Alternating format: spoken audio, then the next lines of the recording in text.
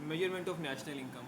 अब national income को major करने के लिए हमारे पास ये नेक्स्ट टॉपिक आ गया, बिकॉज इससे पहले टॉपिक हमने जो किया था उसमें क्या था, नेशनल इनकम के कुछ कंसेप्ट किए थे हमने जिसके अंदर हमने निकाला था NNP एट FC, ठीक है, NNP at MP at MC and NFC। उसके बाद एक और चीज़ की थी हमने जिसमें हमने निकाला था GDP, राइट। नेशनल में कन्वर्ट करना हो तो क्या करना होता है, GDP में कन्वर्ट करना हो तो क्या होता है, डोमेस्टिक में कन्वर्ट करना हो तो क्या होता है, राइट। उसका ना कि CS नो करते रहना डियर। अब इसके अंदर क्या चलेगा, इसके अंदर चलेगा थ्री फ्लो क्या होगा, जिसमें हमारा पैसा कहाँ से आ रहा है, कहाँ जा रहा है, और उसके बाद उसका कहाँ यूज़ हो रहा है। जैसे कि the three flow production income and expenditure become circular, they have been shown in the following diagram. जैसे पहले क्या होता है, पहले आप कुछ ना कुछ इनकम कमाते हो, हम यहाँ से स्टार्ट कर लेते हैं। आपके फादर हैं, आपके फादर कहीं बाहर जाते हैं, काम करते हैं, ही अर्न अ इनकम, तो इनकम को बाद में आप एक्सपेंडिचर के रूप में खर्चते हो, राइट। कहाँ खर्चते हो, कोई आप मेडिसिन ले आते हो, कोई गुड्स ले आते हो, कपड़े ले आते हो, क्लोथ्स ले आते हो, आप पढ़ाई पे खर्चते हो, आपके घर अभी इलेक्ट्रिसिटी का बिल आ रहा होगा, इलेक्ट्रिसिटी पे खर्चते हो, हर जगह पैसे खर्च होते हो। तो पहले इनकम होती है, फिर एक्सपेंडिचर, और उसके बाद जब एक्सपेंडिचर होता है तो वो चीज़ पहले बन रही होगी। जैसे अगर इलेक्ट्रिसिटी हम कंज्यूम करें तो इलेक्ट्रिसिटी पहले प्रोड्यूस हो रही होगी, उसके बाद वो प्रोडक्शन, उसकी प्रोडक्शन होती है, उसके बाद वो कंज्यूम होती है। तो production, consumption, income, expenditure all are related, एक ही सर्कुलर फ्लो बन जाता है। आप में से भी पढ़ रहे हो, आपका डाटा कंज्यूम हो रहा है, ठीक है, एक्सपेंडिचर हो रहा है, आप डाटा आपने परचेज़ किया, आपका डाटा कंज्यूम हो रहा है। मेरी इनकम हो रही है, राइट, आपका एक्सपेंडिचर हो रहा है, और उससे उसमें दोनों में एक और चीज़ हो रही है, प्रोडक्शन। कौन सी, एक आपकी नॉलेज की प्रोडक्शन हो रही है, आपको नॉलेजेबल कंटेंट मिल रहा है, right Muskan.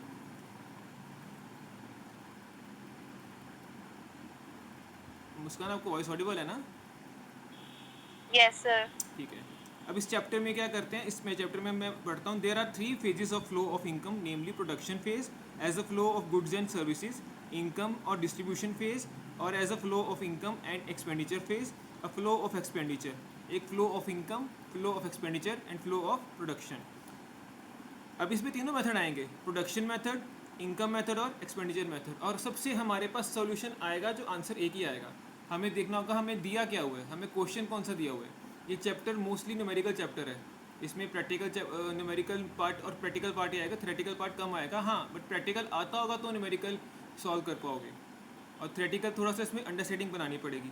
Each method is important in its own way, as it refers to the conceptually different activities in the economy and provides different ways to look at the same national income. However, it must be noted that all the three methods given in the same value national income. जो तीनों method हम follow करेंगे उनमें से जो answer आएगा, answer हमारा same आएगा, आंसर में वेरिएशन नहीं आएगी, बट डिपेंड करेगा हमें दिया क्या है। हमें देखना पड़ेगा हमारे पास हथियार कौन से, इक्विपमेंट कौन से हैं। अगर हमारे पास इक्विपमेंट होंगे आपके प्रोडक्ट मेथड वाले तो प्रोडक्ट मेथड लगाएंगे, अगर इक्विपमेंट होंगे एक्सपेंडिचर मेथड वाले तो वो लगाएंगे, अगर इक्विपमेंट होंगे हमारे पास इनकम मेथड वाले तो वो लगाएंगे। अब हमें कैसे पता चलेगा, हम इसको अंडरस्टैंड करते हैं। पहले आता है प्रोडक्ट मेथड। प्रोडक्ट मेथड का दूसरा नाम भी है वैल्यू एडिड मेथड, ये लिखा हुआ है, इसको मैंने हाईलाइट कर दिया।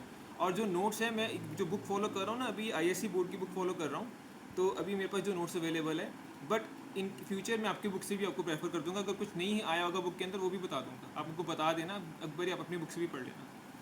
Under this method, the contribution value Yes, added sir. method of each production unit in the production process is estimated. कुछ ना कुछ चीज़ से पहले हम एस्टिमेट करते हैं।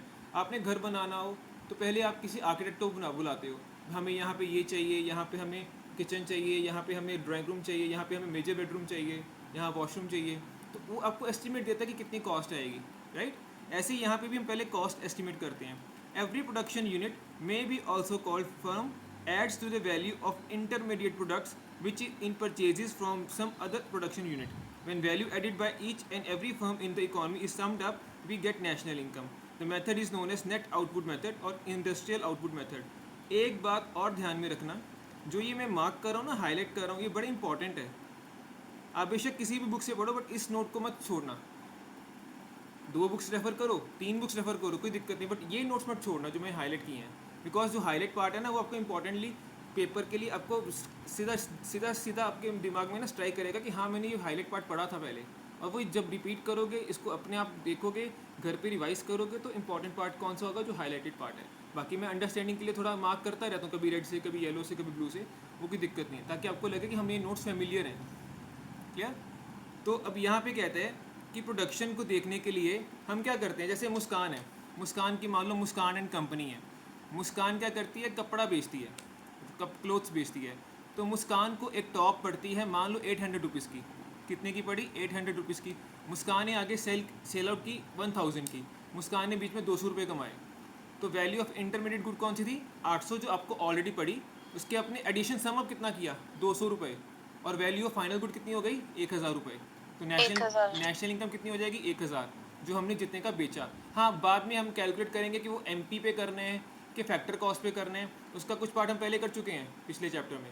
इस चैप्टर में कुछ आगे पढ़ेंगे, कुछ आगे सम अप करेंगे, वो आगे आगे आता जाएगा, आप अंडरस्टैंड करते जाना। The concept of value added, अब इसका कंसेप्ट क्या कहते हैं। The concept of value added is a very basic to the measure of gross domestic product. Basics किसका आएगा, जीडीपी का, इसीलिए पहले वो चैप्टर करवाया।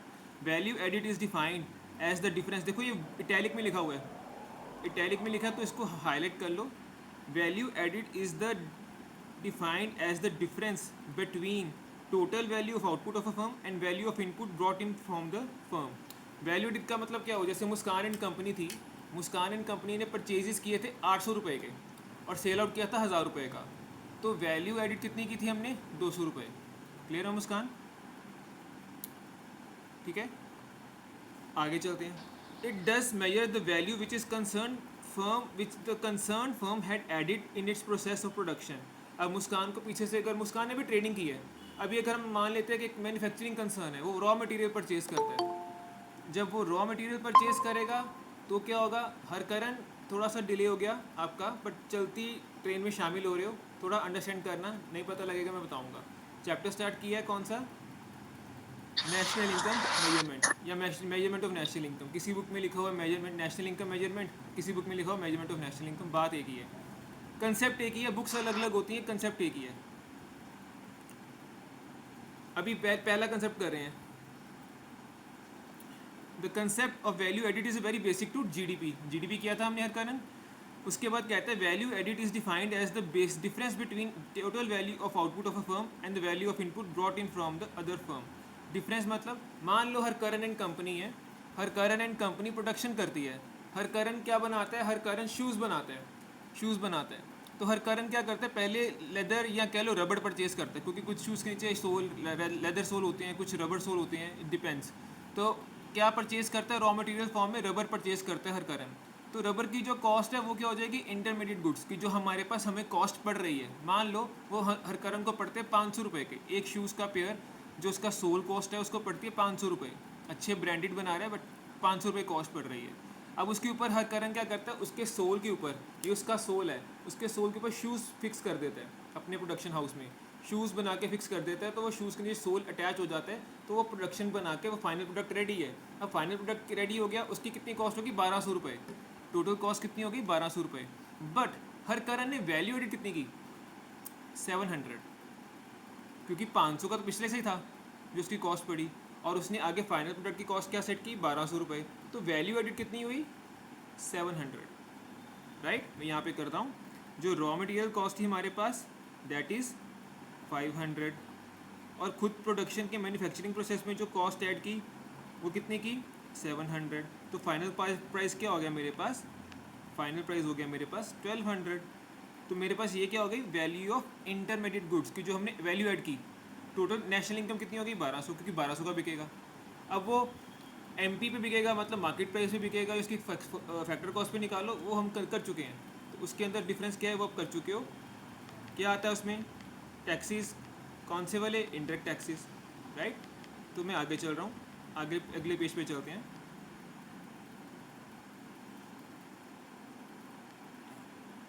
अब नेक्स्ट पेज पे हम पढ़ते हैं, value added is equal to, देखो यहाँ लिखा हुआ है value added is equal to value of output that is 1200 minus value of intermediate consumption. कितनी कंजम्पशन की थी जो पहले से आई थी, 500 रुपये की, तो हमने क्या ऐड किया, 700 रुपये। What is value added, value of output, value of output of a firm is the quantity produced by it during a year multiplied by the per unit market price. जितनी क्वांटिटी पूरे एक साल में वो बनाते हैं, मान लो हर करन एक साल के अंदर 1 लाख गुड्स बनाते हैं, और एक गुड की कॉस्ट कितनी है, 1200, ठीक है। 1 लाख ना करो, हम थोड़ा छोटा कर लेते हैं, मान लो 100 गुड्स बनाते हैं, 100 क्वांटिटी कितनी है, 100 यूनिट्स की, और एक की कॉस्ट कितनी है ₹1200, तो एक साल के अंदर कितने बनाए, 1200 into 100, that is 1,20,000, that is the value of output 1 year के अंदर. Therefore value of output is always measured at market price, always लिखा हुआ है, highlighted, always measured at market price. The total value of output of a firm includes sales, change in stock. कहते हैं उसमें क्या क्या आता है, सेल्स आती हैं एक तो, और क्या आता है, change in stock. Change in stock क्या होता है, कौन बताएगा, मैं ही बता देता हूँ. चेंज इन स्टॉक क्या होता है कि ओपनिंग स्टॉक होता है कुछ हमारे पास, जब साल शुरू होता है, हमारा अकाउंटिंग ईयर शुरू होता है, हमने 1 अप्रैल को शटर ऊपर किया तो हमारी दुकान पे कुछ स्टॉक पड़ा होता है, राइट. और जब 31 मार्च को जब अपनी दुकान बंद की, शटर नीचे किया दुकान का, तो तब भी कोई स्टॉक पड़ा होता है. तभी होता तो है नहीं कि हमारी दुकान खाली हो सकता है खाली भी हो तो ज़ीरो हो जाएगा, बट एनी हाउ कभी मोस्ट बहुत कम होता है कि हमारी दुकान खाली हो, स्टॉक कोई ना कोई पड़ा ही होता है. तो चेंज इन स्टॉक का मतलब होता है कितना स्टॉक ऐड हुआ या कम हुआ या ज़्यादा हुआ, ओपनिंग स्टॉक और क्लोजिंग स्टॉक का difference, change in stock. Sales, sale of a firm include what is sales it sales within the domestic territory. Domestic sales, domestic का मतलब हमारा अगर इंडिया तो इंडिया के अंदर, इंडिया की जोग्राफिकल बाउंडेशंस नहीं, हमारी जो एयर स्पेस है वहाँ पे भी, हमारी जो नेवी की स्पेस है वहाँ पे भी, हमारी जो मरीन स्पेस है जहाँ पे हम अगर हम शिप्स लेके जाते हैं वहाँ पे कोई ट्रांजेक्शन होती है तो वो भी. Sales within the domestic territory and but to the rest of the world if the entire output of the year is sold during the year, value of output equals to sales. कहता है जो भी हम बनाते हैं और उसको multiply कर लो उसके प्राइस से, और जो हम बेचते हैं that is value of sales. आपका अकाउंटिंग में सेल का थोड़ा सा डेफिनेशन अलग होती है, वो होती है आपकी मॉनेटरी वैल्यू के हिसाब से. यहाँ पे किसके हिसाब से होगी, इकोनॉमिकल के हिसाब से, इकोनॉमी ट्रेड के हिसाब से, कॉमर्स के हिसाब से. चेंज इन स्टॉक, तो चेंज इन स्टॉक आ गया. It is possible for a firm that the output produce by it in a given year may not be sold in the 6 साल में नहीं बिकता. Hence this unsold stock, unsold output does not get reflected in the firm sale figure. जो हम नहीं बेचेंगे वो इस साल आएगा, जो हम नहीं बेचेंगे, तो हम हमारा स्टॉक नहीं बिकता तो वो इस साल आएगा. बताइए.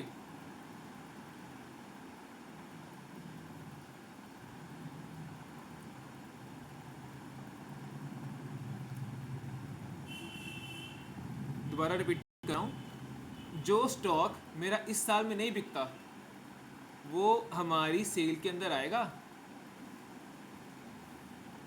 नहीं आएगा. क्यों नहीं आएगा, क्योंकि नो वो सर. बिका नहीं है, हमारे पास अभी भी हमारे पास पड़ा है. सर क्योंकि वो अभी भी स्टॉक में है. सॉरी बेटा, रिपीट करना दोबारा से, थोड़ा नेटवर्क इशू आया था. सर क्योंकि अभी वो बेचा नहीं है आपने, वो अभी भी स्टॉक ही है. बिल्कुल, वो हमारे Remaining पास stock. हमारी शॉप पे पड़ा हुआ है, तो वो हमारा रिफ्लेक्ट सेल फिगर में नहीं आना चाहिए. So how do we account for unsold output, it gets added to the firm stock of final goods. तो वो हमारे पास ही पड़ा रहता है ना दुकान पे, तो फाइनल गुड्स के साथ ही पड़ा रहता है. This addition to stock needs to be added as this output has been produce in the current year but not sold to the household. मतलब अगर 2022 के अंदर मेरे पास कोई इनपुट बनती है, मैंने कोई इनपुट से आउटपुट बनाई और इस साल में नहीं बेची, तो वो 2023 के स्टॉक में ऐड हो जाएगी. ऐसे ही होता है ना, हम जब अकाउंट्स करते हैं तो उसमें क्या होता है, ओपनिंग स्टॉक होता है, तो वो आता कहाँ से, पिछले साल की क्लोजिंग स्टॉक से. लास्ट ईयर की बैलेंस शीट में जो क्लोजिंग स्टॉक होता है वो न्यू ईयर का ओपनिंग स्टॉक बन जाता है. तो वो किस साल बिकते हैं, नए साल में. आगे चलते हैं. अभी जो ग्रे पोर्शन है वो आप खुद पढ़ना, बिकॉज उसमें थोड़ा सा आपको रीडिंग कंसेप्ट ही है. मैं आपको मेन कंसेप्ट पे लेके चलूँगा जहाँ पे हमारे न्यूमेरिकल पार्ट आएगा, थोड़ी टाइम सेवेज की वजह से. Thus, value of output is measured as the sum total of sales and change in the stock during the year. That is, value of output is equal to sales plus change in stock. Estimation of change in stock, इसका no doubt अभी चिंता मत करना, numerical part भी करेंगे. Estimation of change in stock. Change in stock is calculated by subtracting the opening stock from the closing stock. अभी बताया था ना मैंने, ओपनिंग स्टॉक कुछ होगा या क्लोजिंग स्टॉक कुछ होगा, तो दोनों का डिफरेंस तो बता दिया उसने, यहाँ मार्क कर दिया, हाईलाइट कर रहा हूँ, थोड़ा सा स्लो चलेगा बट चल रहा है. If it changes in stock is negative is positive, it implies that sale in the current year is less than the production of the year and some output has been added to the stock of the output. क्यों? क्योंकि हम minus क्या कर रहे हैं, याद रखना, subtracting the opening stock from closing stock, मतलब क्लोजिंग माइनस ओपनिंग। इसका मतलब क्या हुआ, मैं यहाँ लिख देता हूँ, क्लोजिंग माइनस ओपनिंग, ये लिखा हुआ है, ओपनिंग माइनस क्लोजिंग मत कर देना। अगर क्लोजिंग माइनस ओपनिंग नेगेटिव आता है तो मतलब हमारे पास इस साल ओपनिंग स्टॉक ज़्यादा था। ठीक है, आगे चलते हैं। If the change in stock is negative it implies that sale in the current year is more than the production in the year. मतलब इस साल हमने सेल ज़्यादा की, बनाया कम, क्योंकि कुछ पुराना स्टॉक था वो भी बेच दिया, तभी नेगेटिव होगा। तो ये जो पॉइंट्स है ना, नेगेटिव कब होगा, पॉजिटिव कब होगा, 1 मार्क के लिए इंपॉर्टेंट है। Thus, some stock of previous year has been sold in the current year. This needs to be deducted to get the correct estimate of the output that has been produced in the current year. Thus, change in stock is equal to closing stock minus opening stock.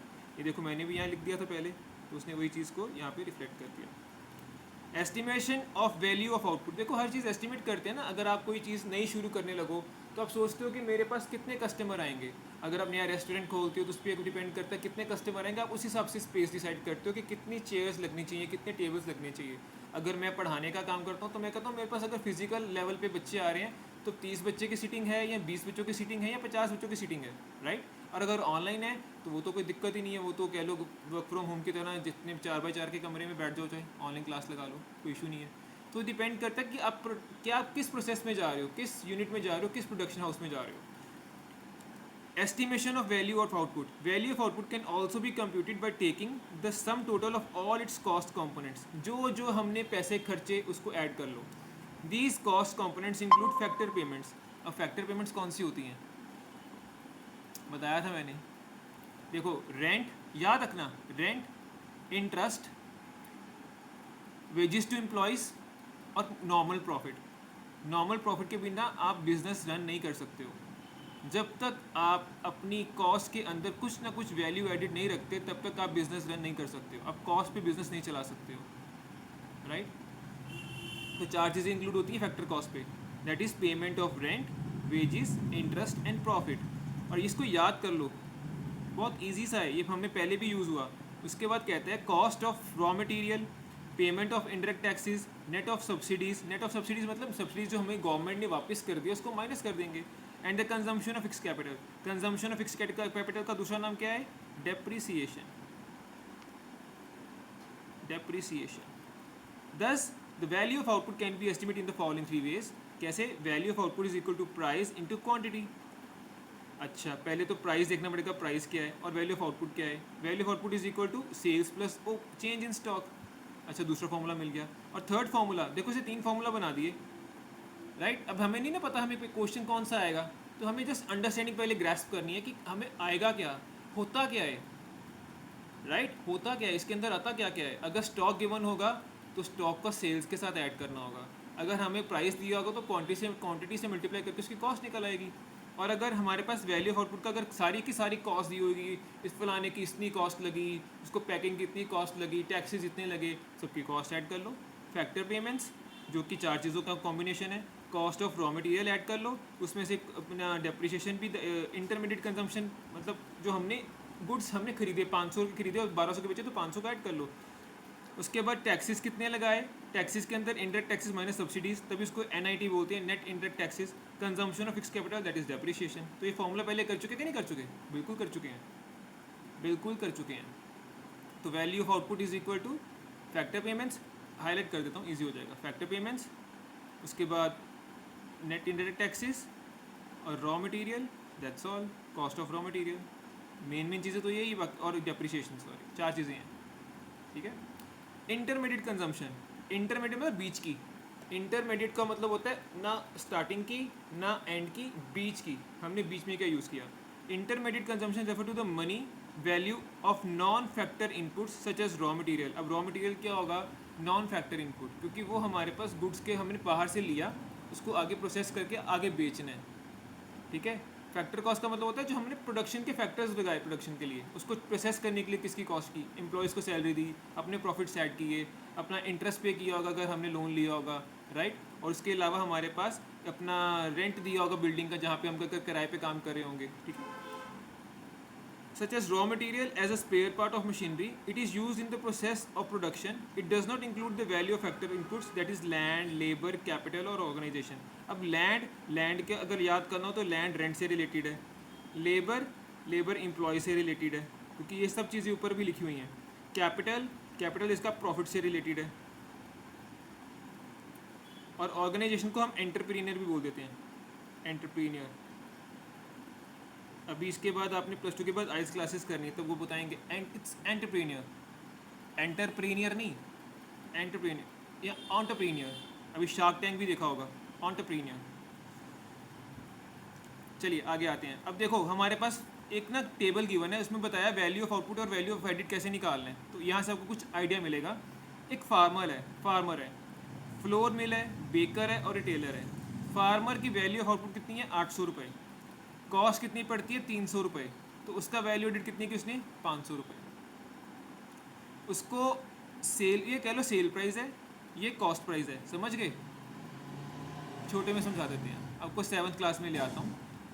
Cost price selling price minus cost price is equal to profit, तो value added है. Flour mill के पास गया, उसके पास उसको कितने का selling price था? 1000 का. उसकी कॉस्ट कितने की थी? 800 की. उसका कितना प्रॉफिट ऐड हो गया? वैल्यू एडिड कितनी हो गई? वैल्यू एडिड को मान लो प्रॉफिट. समझने में आसानी हो जाएगी. और करण भाई समझ आ रहा है ना? आपने ऑनलाइन क्लासेस कम लगाई है मेरी, आपकी पहली ही लगी होगी मेरे ख्याल से ऑनलाइन क्लास. तो नेक्स्ट बेकर. हाँ जी सर. बेकर की सेलिंग कॉस्ट क्या है? 1400 रुपये. उसको कितने का पड़ा? 1000 का. ये देखो उसको जितने की कॉस्ट पड़ रही है, क्योंकि आगे आगे होता है ना, ए ने बी को बेचा, बी ने सी को बेचा, सी ने एफ को ई को बेचा, ऐसे होता है. तो ऐसे ही हमारे पास है. फार्मर ने फ्लोर मिल को बेचा, फ्लोर मिल ने बेकर को बेचा, बेकर ने बनाकर आपको दिया. आप पेस्ट्री खाते हो या कह लो कोई बेक्ड आइटम्स खाते हो, बंस खाते हो या डोनट्स खाते हो, तो कहाँ से आता है? उसके पीछे बेसिकली फार्मिंग से आता है. अब इसकी कॉस्ट प्राइस आगे इसने, इसका 400 रुपये मार्जिन हो गया, वैल्यू एडिड हो गई. अब इसकी रिटेलर की सेलिंग प्राइस कितनी है? 1500 रुपये. सेलिंग की रेट प्राइस कितनी है? 1500 रुपये. और उसको कितने की पड़ी? 1400 की कॉस्ट प्राइस. तो उसका कितना मार्जिन हो गया? 100 रुपये. तो टोटल वैल्यू एडिड कितनी हो गई? 1200 रुपये. कॉस्ट इंटरमीडिएट कंजम्पशन, ये इंपॉर्टेंट है कि आपको पता लग जाएगा इंटरमीडिएट को किसको बोल रहा था. वो बोल रहा था इंटरमीडिएट जो हमें पड़ रही है, जितने की कॉस्ट पड़ रही है. तो वो कितनी होगी? 3500. आउटपुट सेलिंग प्राइस मतलब एट MP टैक्सीज के बाद. उसने बोला ना अभी वर्डिंग में, क्योंकि जब हम अगर प्रैक्टिकल पार्ट, मैंने बोला पहले से प्रैक्टिकल चैप्टर है बट थियोरेटिकल को थोड़ा रीड करना पड़ेगा. यहाँ पे हाईलाइट कर देता हूँ. Always measured at market price. Value of output always measured at market price. तो वैल्यू ऑफ आउटपुट में क्या है? टैक्सीज इंक्लूड है? बिल्कुल इंक्लूड है जी, बिल्कुल इंक्लूड है टैक्सीज. तो मतलब 4700 की हमारी वैल्यू ऑफ आउटपुट. एक चीज़ का ध्यान देना, यहाँ पे 4 घर चल रहे हैं. एक फार्मर का घर चल रहा है, एक फ्लोर मिल का घर चल रहा है, एक बेकर का घर चल रहा है, एक रिटेलर का घर चल रहा है, क्योंकि उन्हें नहीं प्रॉफिट कमाने, अपना घर चलाना है. और सोचो जो चीज़ 300 की थी ना, यहाँ देखना, जो चीज़ 300 की थी ना, कितने की बिक्री है? वो 1500 की बिक्री है बाहर. और रियलिटी भी यही है. हम कहते हैं ना हम कॉमर्स क्यों करते हैं? कॉमर्स करने का कारण ही ये है, आपको वैल्यू पता लग जाती है चीज़ की, ये चीज़ कितने की है. आप हिसाब किताब वाले बन जाते हो. बाय करूं कि ना करूं, खुद बनाऊं या किसी से बनवाऊं, मुझे बनाकर सस्ता पड़ेगा या किसी से परचेज करके सस्ता पड़ेगा. तो कॉमर्स स्टूडेंट कभी भी भूखा नहीं मरता, जितना मर्जी कोरोना आ जाए, जो मर्जी हो जाए. कॉमर्स स्टूडेंट कभी भी खाली नहीं मरेगा, उसको खाने से नहीं मरेगा कभी भी. इसको ध्यान में रखना. Value added. अब from the value of output of the firm we estimate its value added, that is contribution made by the firm to the domestic product. Value added by the firm is less than value of its output. It is difference between the total value of output of a firm and intermediate consumption. जो हमने purchase किया वो उसको process करने के लिए, और जो जितने का बेचा वो, एक जो बेचा उसकी वैल्यू आ गई, एक जितने का खरीदा था उसकी वैल्यू आ गई. दोनों का डिफरेंस, ये कितने का खरीदा था, कितने का बेचा, दोनों का difference, that is your value added. In the given table 9.1 it is assumed that the production of wheat involves cost of intermediate consumption at 300. कितनी कॉस्ट थी हमारी? 300 रुपये की. और कितने का बेचा था उसको? वैसे कि 300 रुपये में क्या क्या आता है वो भी देखना. 300 रुपये में क्या क्या आता है वो भी देखना. कहते हैं इसमें क्या क्या है? कॉस्ट ऑफ सीड, जितने का बीज मिला, बीज लगाते हो ना, फर्टिलाइजर्स भी स्प्रे किए, फर्टिलाइजर्स भी किए होंगे वहाँ पे. चलो आगे साथ साथ चलता हूँ. कॉस्ट ऑफ सीड हो गया, फर्टिलाइजर्स भी वहाँ पे लगाए होंगे, इरिगेशन भी की होगी, क्योंकि पानी भी जैसे भी अभी लाइट जा रही है, कभी कभी आप देखो नोटिस करो अभी 3-4 दिन से लाइट ज़्यादा जा रही है। क्यों जा रही है? क्योंकि हमारे यहाँ पे पंजाब के अंदर अप्रैल चल रहा है। अब अप्रैल के अंदर क्या होता है? कनकां दी वाढी कहते हैं ना, कनकां दी वाढी चल रही है। तो क्यों? क्योंकि वहाँ पे पानी चाहिए होता है, इसलिए यहाँ पे कट लग रहे हैं हमारे यहाँ पे। और कुछ नेशनल प्रॉब्लम आई हुई है इलेक्ट्रिसिटी की, ब्लेम करेंगे दूसरे पे, सरकारों पे, बट नेशनल प्रॉब्लम है। आपके इंडिया के अंदर 19 स्टेट्स के अंदर इलेक्ट्रिसिटी प्रॉब्लम चल रही है, ठीक है। ये चीज़ों को, फैक्ट्स को दिमाग में रखा करो, थोड़ी न्यूज़ भी सुना करो, ज़रूरी है। अब इसके अलावा भी कुछ खर्चे होते हैं, पेस्टिसाइड भी स्प्रे करते हैं हमारे, वो जो टिड्डी ना पड़ जाए, कीटनाशक जिसको बोलते हैं पेस्टिसाइड्स, तो सबकी कॉस्ट इंक्लूड करके कितने की पड़ती है? 300 की। और वो कितने का बेचता आगे? According to the value added farmer is equal to 500। क्यों? क्योंकि उसने बेचा कितने का? 800 रुपये का। The flour mill buys 800 and sells it to 1000। ये सब चीज़ें ऊपर वाली लिखी हुई हैं। उसके बाद वैल्यू एडिड कितनी होगी? 200 रुपये। Further the baker buy for flour at 1000 and sell it to bread for 1400। तो उसका कितना मार्जिन हो गया? 400 रुपये का। उसके बाद रिटेलर ने कितने का खरीदा? 1400 का, और बेचा कितने का? 1500 का। अब उसके बाद वैल्यू एडिड कितनी हो गई? 100 रुपये। तो सबके घर चलने जरूरी हैं, सब कोई कमा रहा है, क्योंकि जब कमाई नहीं होगी तो फिर घर कैसे चलेंगे? Thus the value added by the farmer, flour miller, baker, retailer are 500, 200, 400 and 100। मतलब ये वाली बात कर रहा है वो, इसकी बात कर रहा है वो। इजी। थोड़ा सा डार्क कर देते हैं ताकि आपको याद रहे, आपको लगे कि ना कि यहाँ में से डार्क सा करो, थोड़ा सा अच्छा लगेगा। ऐसे नज़र नहीं अब नज़र आएगा थोड़ा। मैं कलर ही दूसरा यूज़ कर लूँगा आगे। The gross value added by all these producing enterprise comes to 1200। Gross value added कितनी होगी? 1200 रुपये। तो वैल्यू अगर पूछेगा वैल्यू एडिड कितनी है, वो 1200 है। अगर पूछेगा कॉस्ट ऑफ इंटरमीडिएट गुड्स कितनी है, वो 3500 रुपये है। अगर पूछेगा वैल्यू ऑफ आउटपुट कितनी है, वो हमारे पास 4700 है। तो तीनों आंसर्स अलग अलग हैं। ये आपको मल्टीपल चॉइस में आ सकता है, क्योंकि 1 मार्क क्वेश्चन आते हैं।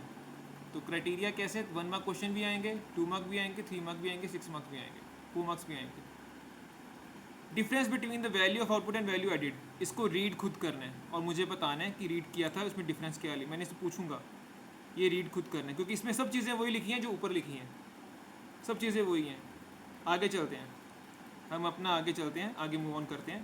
Concept of value added. कुछ काम आपको होमवर्क दे रहा हूँ और पूछूंगा मैं, अगर नहीं किया तो फिर सबको बताऊंगा, पेरेंट्स को फ़ोन करूंगा कि इसने पूछा था मैंने इसको और इसने बताया नहीं है। Net value added at market price. Concept value added का net value added at market price. If we deduct consumption of fix capital from gross value added at market price, we will obtain net value added at market price, NVA at MP। तो अब ये क्या कहते हैं? कहते हैं अगर हम G gross value added at MP में से क्या निकाल देते हैं? Cost of fixed capital. अब consumption of fix capital. Consumption of fix capital को क्या बोलते हैं? कंजम्पशन फिक्स कैपिटल को क्या बोलते हैं? डेप्रिसिएशन। डेप्रिसिएशन इसको बोलते हैं, डेप्रिसिएशन। तो अगर इसमें GV ग्रॉस में से डेप्रिसिएशन निकाल दो तो क्या आता है? नेट। ये किया था ना हमने, तो नेट NVP आ जाएगा। तो ये देखो, सर हाँ जी बताइए।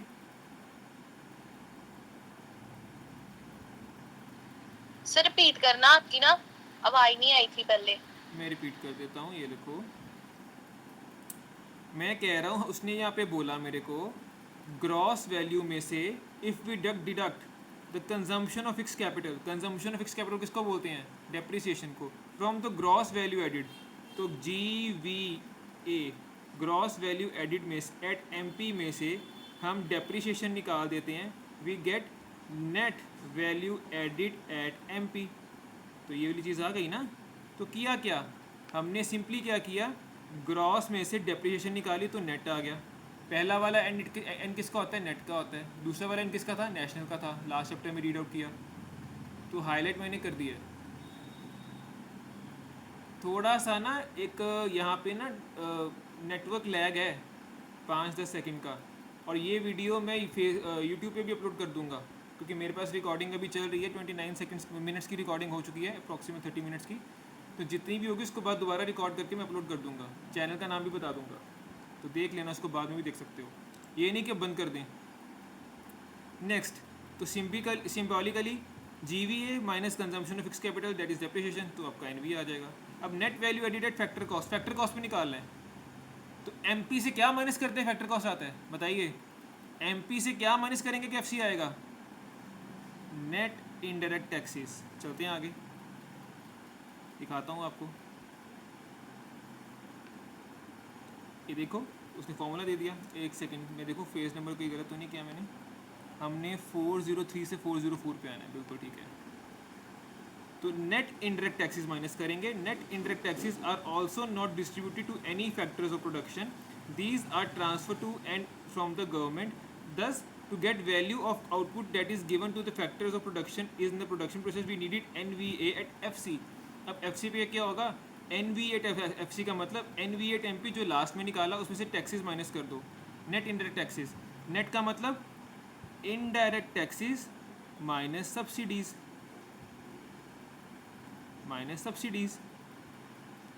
और अगर सब्सिडीज़ नेगेटिव में है या कह लो इनडायरेक्ट टैक्सेस नेगेटिव में है तो माइनस माइनस पॉजिटिव। कई बार टैक्सेस को इन्होंने न्यूमेरिकल पार्ट के लिए किया होता है, नेगेटिव में लिखा होता है, सब्सिडी को नेगेटिव में लिखा होता है, प्रैक्टिकली टैक्सेस कभी नेगेटिव नहीं होते, टैक्सेस हमेशा लगते हैं तो वो पॉजिटिव में ही होते हैं। तो कई बार आपको मैं बता रहा हूँ न्यूमेरिकल पार्ट के लिए, academically sorry, NVA at FC is nothing but the contribution made by the different factors of production in the production of process of production। किस किस फैक्टर ने कितना कितना अपना आप दिया, जैसे हम कहते हैं ना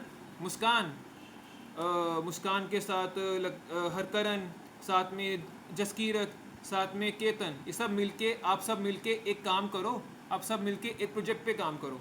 तो प्रोजेक्ट पे कितना काम किसने किया, मुस्कान ने कितनी आउटपुट दी, हरकरन ने कितनी दी, जसकीरत ने कितनी दी, केतन ने कितनी दी। तो ऑल आर फैक्टर्स ना कि प्रोसेस के प्रोडक्शन के अंदर किसका प्रोसेस कितना रहा, तो उसके बारे में बात कर रहे हैं कि कितने कितने आउटपुट किसने किसने दी, process of production. So it NVA belongs, if NVA आना यार यहाँ पे बुक के अंदर थोड़ी गलत होती है, if NVA belongs to factors of production it gets distributed among owner of factors of production as wages, rent, interest and profit. NVA at FC must necessary be equal to factor payments. कहते हैं NVA at FC हमेशा किसके equal होगा, factor payments की, क्योंकि जब हमने factory के अंदर प्रोसेस किया होगा ये कॉस्ट हमने बियर की होगी और इसके अलावा कॉस्ट नहीं होगी। अगर कोई एक्स्ट्रा कॉस्ट बोल देगा ना वो इसी के अंदर कुछ ना कुछ एडजस्ट होगी, इन्हीं के अंदर उसका नाम आएगा। ठीक है जी। नेशनल इनकम इज एस्टिमेटेड, थोड़ा सा कलर चेंज कर लेते थोड़ा आपके नएपन के लिए। National income is estimated by adding total value by all the producing units in the domestic territory of the country in an accounting year by adding net factor income from abroad. To this we obtain the measurement of national income। कहते हैं एक तो जो domestic में कमाया उसको पकड़ लो, domestic मतलब जो पूरे इंडिया में कमाया। अगर आप कैनेडियन सिटीजन बन जाओगे कल को 3-4 साल बाद तो पूरा जो कनाडा ने कमाया that is your national income, और उसके अंदर जो कनाडा ने बाहर से कमाया NFIA, net factor income from abroad, क्योंकि अभी आप हिंदुस्तानी तो बनोगे नहीं, आप कैनेडियन बनोगे सब, जो आपका हिसाब चल रहा है सबका, कैनेडियन या ऑस्ट्रेलियन डिपेंड्स, है ना। तो होगा क्या कि अभी अगर इंडिया की बात करें तो आज हम इंडियन है, तो इंडिया में क्या कमाया, कौन सी इकॉनमी ने कितना कमाया, इंडिया में डोमेस्टिकली कितना कमाया प्लस डोमेस्टिक में कितना कमाया, मतलब डोमेस्टिक को एक जगह ले लो और उसमें NFIA प्लस कर दो, तो वो क्या आ जाएगा हमारा नेशनल इनकम। क्योंकि इंडिया को बाहर से भी बड़ी कमाई होती है आजकल, ये वर्क फ्रॉम होम चल रहा है ना, तो वर्क फ्रॉम होम के अंदर घर बैठे काम कर रहे हैं, आपके रिश्तेदार, आपके फ्रेंड्स, कुछ आपके आसपास पड़ोसी होंगे जो घर पे आए होंगे बाहर से और रात को काम भी कर रहे होंगे ऑनलाइन, क्योंकि लैपटॉप पे बैठना है, नेट ऑन करना है, लैपटॉप पे बैठना और काम शुरू कर देना है। तो work from home is a boon, but कहीं ना कहीं इसका नुकसान भी है, बिकॉज हम अपनी बॉडी वाइज एक्टिव नहीं रह रहे हैं। तो हर चीज़ साथ साथ चल रही है, प्लस माइनस साथ साथ चलते हैं, ये हम पे है कि हम कैसे लें। अभी आप फ़ोन का बेस्ट यूज़ कर रहे हो अगर तो मेरी वीडियो देख रहे हो, तो अगर साथ में मल्टीटास्किंग चल रही है, इंस्टा चल रहा है, स्नैपचैट चल रहा है, तो मिसयूज़ कर रहे हो, है वही फ़ोन। तो इस चीज़ को ध्यान में रखो, हमने यूज़ करना है या अब्यूज़ करना है। एक ये चार्ट देखना है, चार्ट आपको बड़ा हेल्प करेगा आगे। सबसे पहले कहता है competition of national net value added to at factor cost. सबसे पहले क्या होगा, ग्रॉस वैल्यू ऑफ आउटपुट, उसमें से क्या निकालेंगे, इंटरमीडिएट, जो हमने बीच में से परचेज़ किया होगा, रॉ मटेरियल परचेज़ किया होगा, वो हमारी आ जाएगी gross value added at market price. अब ग्रॉस में से लेस करेंगे डेप्रिसिएशन तो क्या हो जाएगा, वो नेट पे आ जाएगा। ग्रॉस में से डेप्रिसिएशन माइनस की तो वो नेट पे आ गया, था मार्केट प्राइस भी है मार्केट प्राइस भी। अब मार्केट प्राइस में से ये मार्केट प्राइस पे, ये मार्केट प्राइस पे, अब मार्केट प्राइस में से क्या लेस करेंगे कि वो हमारे पास एफ सी पे आ जाएगा, उसमें से टैक्सेस माइनस करेंगे तो वो एफ सी पे आ गया। तो देखो छोटा सा चार्ट फ्लो डायग्राम बना दिया, सेम है, इजी है, हमने भी बनाया था यू शेप, राइट। तो ये चैप्टर अलग है, इसमें थोड़ा कुछ एडिशंस और सब्ट्रैक्शंस होंगी, माइंड इट। स्टेप्स इन्वॉल्व, तो स्टेप्स पहला स्टेप कहता है identification and classification of producing enterprise, कि कौन सी यूनिट है, कौन सा एंटरप्राइज है जो बना रहा है, क्या बना रहा है, मतलब प्रोडक्शन प्रोसेस में है तो कौन सा प्रोडक्शन प्रोसेस है, इलेक्ट्रिसिटी प्रोड्यूस कर रहा है, चार्जर बना रहा है, या कैलकुलेटर बना रहा है, या मोबाइल बना रहा है, क्या बना रहा है। Next, estimation of gross domestic product at market price, estimation of gross domestic product, कि हमने मोटा मोटा कितना सामान बेचा। इंडिया के अंदर लैपटॉप भी बिक रहे हैं, पढ़ाई भी बिक रही है, वॉचेस भी बिक रही हैं, कैलसी भी बिक रहे हैं, हर चीज़ बिक रही है, ग्लासेस भी बिक रहे हैं, कपड़ा भी बिक रहा है, नेट भी बिक रहा है, राइट। सबको देख लिया कितना कितना ग्रॉस भी बिका, उसमें से क्या किया, उसके बाद क्या आएगा, कैलकुलेट डोमेस्टिक इनकम, तो जितना बिका उतना खरीदा ही होगा ना किसी ने। ये तो है नहीं कि बिका और किसी ने खरीदा नहीं। बिकने का मतलब क्या है, किसी ने खरीदा, मतलब अगर ए ने बेचा तो बी ने खरीदा, और अगर सी ने बेचा तो डी ने खरीदा। तो कोई ना कोई जो आप खरीद रहे हो तो वो कहाँ से खरीद रहे हो, पैसे देकर खरीद रहे हो ना, और जिसको पैसे दे रहे हो उसकी इनकम बन रही है, उसका रोकड़ा बन रहा है, तो वो क्या हो जाएगा, नेशनल इनकम। चाहे जैसे मुस्कान के पापा की इनकम इकट्ठी कर लो, मेरी कर लो, हर करण की कर लो, पूरे ऑल ओवर इंडिया की कर लो, तो that is your calculation of domestic income. Clear. और उसके बाद जो इनकम बाहर से आ रही है, net factor income from abroad. अब ये कैसे आती है, मान लो अब मैं मुस्कान के फादर का एग्जांपल लेता हूँ। मुस्कान के फादर पहले आर्मी में थे, राइट। अब आर्मी में थे तो मान लो वो आर्मी में नहीं थे, वो नेवी में थे। तो नेवी में क्या करते थे, वो नेवी में शिप्स पे जाते थे, ठीक है, शिप्स पे जाते थे। Indian territorial Bombay side posted थे, तो बॉम्बे से वो मुंबई पे राज करते थे। मुंबई पे राज करते तो मुंबई की शिप्स पे जाते थे। अब वो शिप के अंदर बैठ के थोड़ा दूर जाते थे, वहाँ चेकिंग करते थे कि हाँ वहाँ पे जो बड़े बड़े कंटेनर लोड करके जा रहे हैं आ रहे हैं वो लीगलाइज हैं, वो इलीगल ट्रेड तो नहीं चल रहा, स्मगलिंग तो नहीं चल रही। तो वहाँ पे एम्प्लॉय थे नेवी के अंदर, तो उनका काम तो बड़ा अच्छा था। तो वहाँ पे पता लगा कि वो एक्चुअली जो वहाँ पे जो कंटेनर थे उसके अंदर कार्स एक्सपोर्ट हो रही थी, कार्स एक्सपोर्ट हो रही थी बिना लाइसेंस के, मतलब बिना डॉक्यूमेंटेशन के, एक तरह का स्मगलिंग चल रही थी, कार्स की स्मगलिंग चल रही थी। मुस्कान के पापा ने वहाँ जाके पकड़ लिया उनको, पंजाबी है, पंजाबी पकड़ लेगा, पंजाबी बंदा बोलेगा हाँ भाई क्या कर रहा है, स्मगलिंग कर रहा है। वो रिपोर्ट करेगा अपने सीनियर अथॉरिटी को, सीनियर अथॉरिटी बोलेगी इस पर टैक्स लगाओ, इसको फ़ाइन लगाओ। जब वो टैक्स लगाएंगे, फ़ाइन लगाएंगे, उसकी ट्रांजैक्शन चेक करेंगे कि वो स्मगलिंग हो रही है, उसका बिल बनेगा, प्रॉपर बिल बनेगा, तो वो पैसा कहाँ आएगा, एक्सपोर्ट करा था ना, तो वो बाहर का पैसा इंडिया में आ जाएगा। तो that is income from abroad, NFIA, net factor income from abroad. ये आपको मैंने प्रैक्टिकल एग्जांपल दी है, ये बुक के अंदर नहीं होगी, कहीं पे भी नहीं होगी बुक के अंदर। क्यों दी, क्योंकि आपको पता लगे कि पढ़ने के बाद उसको रिलेट कैसे करना होता है, बुक में कहीं पे भी नहीं होगी। तो इनकम फ्रॉम अब्रॉड कैसे है कि जो बाहर से पैसे हम कमाते हैं, ये नहीं कि बाहर से हमें कोई फ्रेंड फ़ोन ले आया, या कोई बुआ गई, बुआ जी कहते हैं जी हम आपके लिए, मास्टर जी गए, वो कहते आपके लिए फ़ोन लेके आए, बेटा आप मेरा iPhone 13 रखो। वो ट्रांसफ़र्स हैं, वो वन टाइम है, वो आप उसके बदले कुछ पैसे नहीं देते हो, वो ट्रांसफ़र्स हैं। नेट फैक्टर इनकम मतलब आपने कुछ उनको दिया और उसके बदले में उन्होंने पैसे दिए आपको। अभी अभी बॉलीवुड वाले क्या करते हैं, उसकी भी एग्जांपल बता देता हूँ। बॉलीवुड वाले आजकल वो शो ऑफ चलता है ना, वो शर्ट उतारते हैं हीरो, तो वो क्या करता है, वो जो बॉडी उसकी मेंटेन करने के लिए वो हायर करता है बाहर से। बाहर से कौन हायर करता है, वो जिम अपने जिम चलाते हैं ना, जो जिम को ट्रेनर हायर करता है, तो ट्रेनर पैसे लेता है। तो वो पैसे जा रहे हैं क्योंकि वो सर्विसेज कौन ले रहा है, इंडिया। ऐसे ही जब इंडिया सर्विसेज देगा तो पैसे आएंगे, जो पैसे आएंगे that is net factor income from abroad, right. थोड़ा इलेबोरेट इससे करो बिकॉज ये क्लासेस बाकी बच्चों ने भी देखनी है, जो और भी मतलब आएंगे अभी IIC वाले, उनके लिए भी रिकॉर्ड कर रहा हूँ। नेक्स्ट, अभी ये क्लास में 1 घंटे की रिकॉर्ड करूँगा, 39 सेकंड्स की मिनट्स की हो चुकी है, तो 20 मिनट्स की और रिकॉर्ड करूँगा, उसके बाद इसको मैं तो मतलब पॉज दे दूँगा, उसके बाद नेक्स्ट क्लास लगाऊँगा। Identification and classification of production unit, कि first of all productive enterprises are identified and classified into 3 broad categories, कैसे प्राइमरी, सेकेंडरी एंड टेरिशरी। मेरा काम कौन सा है? पढ़ाने का। कौन सी एक्टिविटी है? टेरिशरी। एक बंदा है, अब हरकरन है, हरकरन तरन तरन से आता है। हरकरन के तरन तरन में फार्मिंग यूनिट्स बहुत सारे हैं, वहाँ पे आसपास देखा तो काफ़ी वहाँ पे ना कह लो फील्ड्स हैं जहाँ पे प्रोडक्शन मतलब एग्रीकल्चर यूनिट्स हैं, तो वो कौन से हो जाएंगे? Primary, right. और अमृतसर के अगर अंदर आते हो, सिटी के अंदर आते हो, बड़े दुकानें हैं, मॉल है, वो क्या कर रहे हैं? ट्रेडिंग। तो ट्रेडिंग यूनिट और मैन्युफैक्चरिंग यूनिट किस में आते हैं? टेरिस सेकेंडरी एक्टिविटी में। प्राइमरी में कौन से आते हैं? एग्रीकल्चर एंड जो नेचर से रिलेटेड है। और थर्डली टेरिसरी सेक्टर में जो इनडायरेक्टली सेकेंडरी को रिकॉर्ड करते हैं, जैसे मैं हूँ, मेरा दूर दूर तक नेचर से कोई लिंक ही नहीं है। काम में वैसे लिंक है बट काम में कोई लिंक ही नहीं है, राइट। आगे एक जो ग्रे पोर्शन है इसको रीड आउट करना है, और मैं बार बार कह रहा हूँ मुझे इसमें से पूछना है आपको, क्योंकि ये सब चीज़ें वही बताई गई हैं। प्राइमरी क्या होता है, सेकेंडरी क्या होता है, टेरिशरी क्या होता है, ये हम कर भी चुके हैं पहले। Estimate gross domestic product at market price, तो सबका कॉस्ट निकाल लो, सबका gross domestic product at market price निकालो, टैक्सेस इंक्लूड करके। In the second step, gross value added at MP of each sector is calculated and sum of the GVA of all sectors is given, that is gross value added at MP, GDP at MP.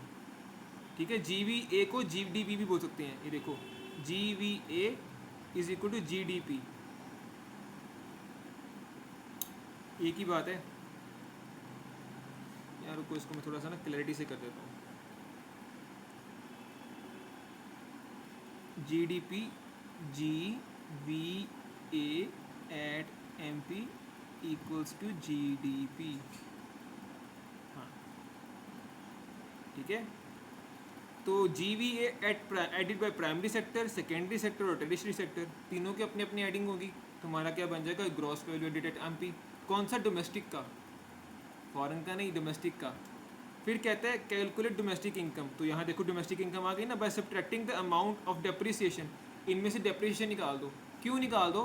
क्योंकि वो चीज़ आपने कल को आपको उतने की नहीं बिकेगी।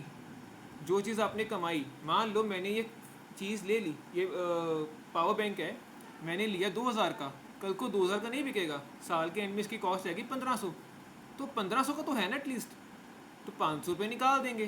तो 500 जब निकाल देंगे तो क्या आ जाएगा मेरा? डेप्रिसिएशन निकाल देंगे तो क्या आ जाएगा मेरे पास? Domestic income at MP. और अगर एफसी पे लेना है, अगर एफसी पे लेना है तो टैक्सेस भी निकाल दो, तभी एफसी पे आएगा ना। टैक्सेस निकालोगे तो एफसी पे आएगा ना, डेप्रिसिएशन निकालोगे नहीं, अगर टैक्सेस निकालोगे तो एफसी पे आएगा। क्लियर? फोर्थ कहते हैं estimate net factor income from abroad. The fourth and final step, मतलब कि हमने एक्सपोर्ट कितना किया और इंपोर्ट कितना किया और कितना कमाया।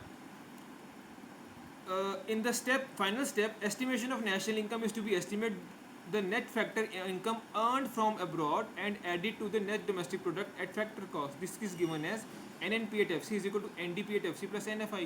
ये फॉर्मूला हम लास्ट चैप्टर में कर चुके हैं, जिसका आपका टेस्ट था, आपने टेस्ट नहीं दिया, आपने प्रॉमिस किया कि सर हम कल पक्का पढ़ के आएंगे और टेस्ट देंगे, और नेक्स्ट डे आप आए, लेट आए, पैसे पहले आए, इट्स अप टू यू। मैंने टाइम दिया था 10 बजे, 9 बजे का, 9:30 से लेकर 10:30 तक मैं सेंटर पे था, कोई नहीं आया था।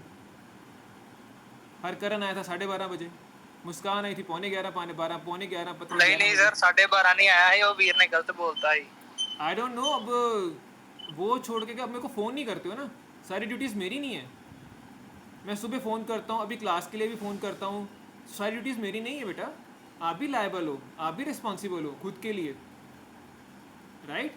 आज ऑफिस में भी नेटवर्क इशू था, बीच में मुस्कान आई, मैंने बोला मैं ऑनलाइन लगाऊंगा क्योंकि वहाँ पे थोड़ा सा लाइट का इशू, हरकरन जानता है इस चीज़ को, हरकरन ने बियर किया लाइट इशू मेरे साथ, सर गर्मी बढ़ी है, प्रॉब्लम हुई ना लाइट की, तो इसलिए अब आराम से AC के नीचे बैठे हो, पता नहीं अब सो के लेट के देख रहे हो या बैठ के देख रहे हो, but it's up to you. बस देखो और समझो और उसको अपने दिमाग में बिठाओ, अंडरस्टैंडिंग तब होगी। देखने से कुछ नहीं होगा, ऐसे कि 50 वीडियोस रोज़ देखते हो यूट्यूब पे, जब तक करोगे नहीं तब तक नहीं आएगा। और इसको भी रिपीट करना है, कल मैंने सेंटर पे सुनना है कि क्या पढ़ाया था मैंने।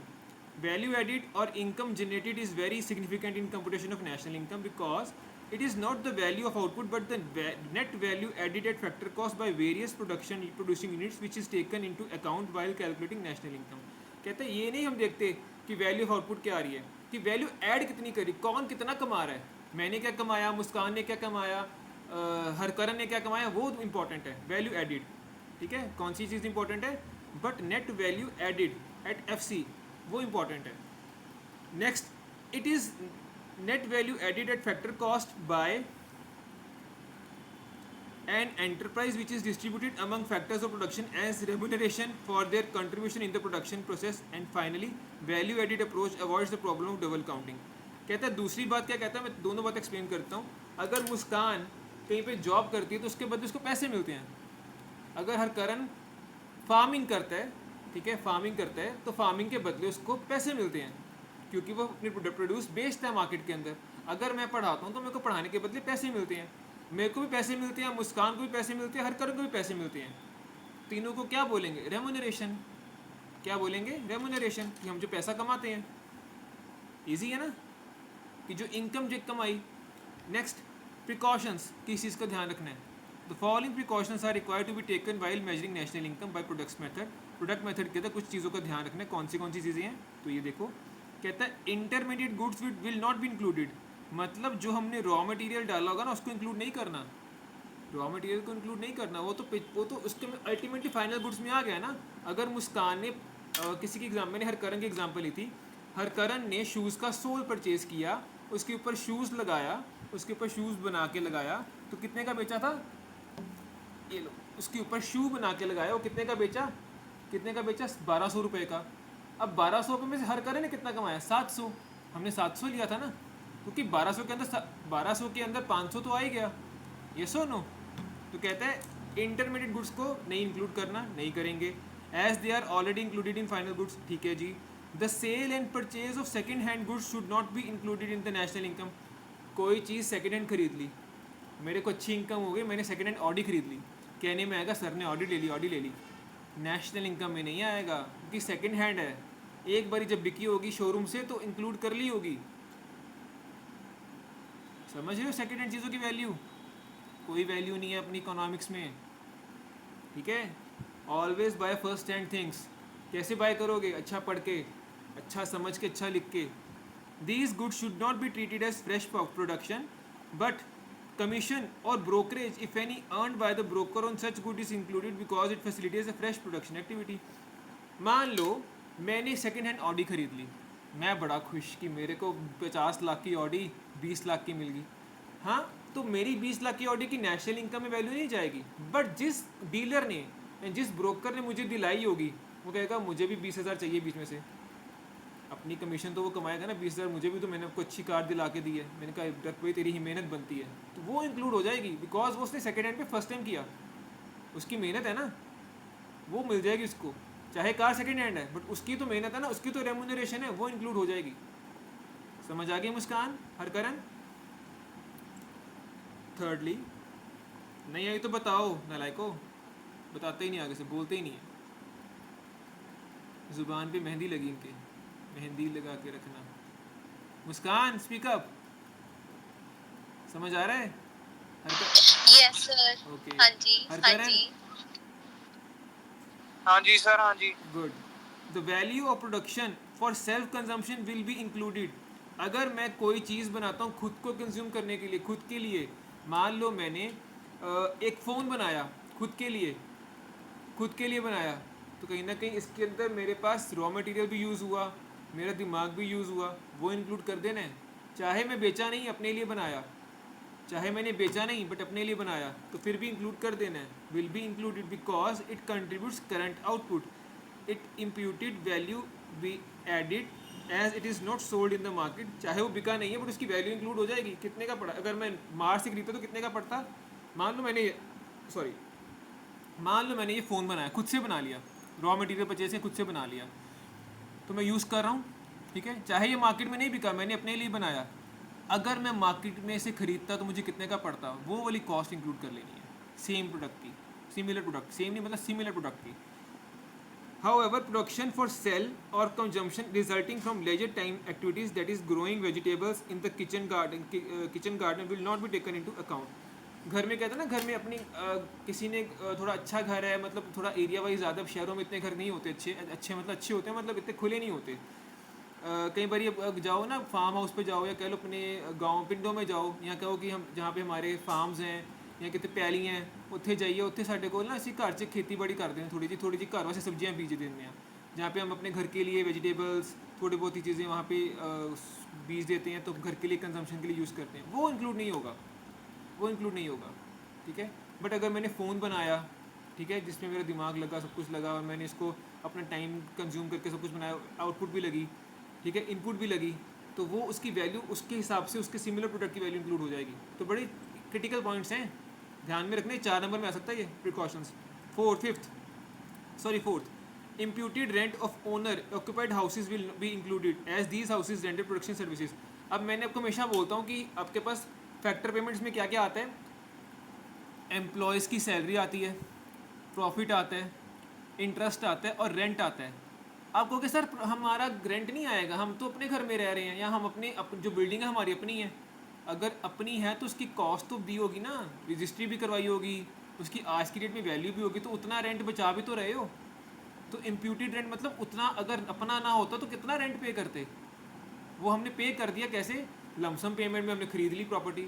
मान लो हरकरन ने एक प्लॉट था बड़ा अच्छा एक अच्छा प्लॉट था कमर्शियल प्लॉट था 2 करोड़ का ख़रीद लिया। अगर वो ना खरीद के उसके ऊपर प्रोडक्शन करता तो उसको वहाँ पे कम से कम 50,000 महीना रेंट देना पड़ता। तो रेंट उसने बचाया ना 50,000 तो उसको बोलते इम्प्यूटेड रेंट। क्या बोलती है इम्प्यूटेड रेंट जो पे नहीं किया बचाया बट उसकी वैल्यू कितनी बनती है दैट इज़ इम्प्यूटेड रेंट। समझ में आया। मैं लिख देता हूँ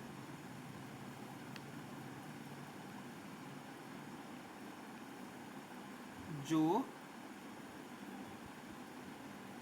पे नहीं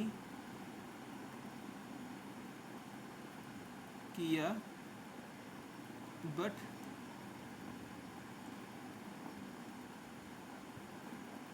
बचाया ठीक है इम्प्यूटेड रेंट। नेक्स्ट कहता है ओन अकाउंट प्रोडक्शन अपने लिए of fix capital by house hold firm and government should be included. Own account production अपने लिए जो प्रोडक्शन जैसे मैंने अपनी रिटर्न खुद भर ली अगर बाहर से भरवाता तो लगते 1,000 रुपये 2,000 रुपये 3,000 रुपये अपनी रिटर्न खुद भर ली तो पैसा लगा नहीं उल्टा बचाया तो वो मेरा यहाँ पे इंक्लूड हो जाएगा ओन अकाउंट प्रोडक्शन खुद के लिए। अगर हरकरन आईफोन की फैक्ट्री हरकरन की आईफोन बना रहा है 5 फ़ोन निकाल के रख लेता अपने लिए एक अपनी फर्स्ट गर्लफ्रेंड को देता है दूसरा सेकंड गर्लफ्रेंड को देता है तीसरी गर्लफ्रेंड को 5 गर्लफ्रेंड्स हैं तो 5 उसे खुद के लिए निकाले उनको तो फ्री में मिले बट हरकरन की कॉस्ट तो लगी हरकरन को तो वैल्यू पड़ी ना उसकी तो वो भी इंक्लूड हो जाएगा ओन अकाउंट प्रोडक्शन। ठीक है हरकरन याद रहेगा तो मतलब फ्री में नहीं देना ये भी याद रखना। Domestic services like services repeat करियो तेरे को अपनी एग्जांपल नहीं पता लगती हाँ कल सेंटर समझ नहीं आई।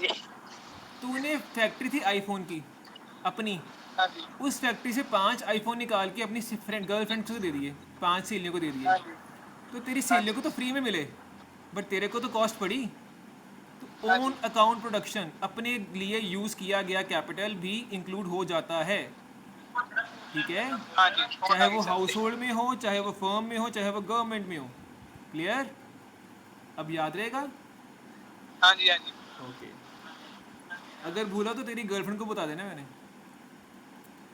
हाँ जी, कोई ना बता देना।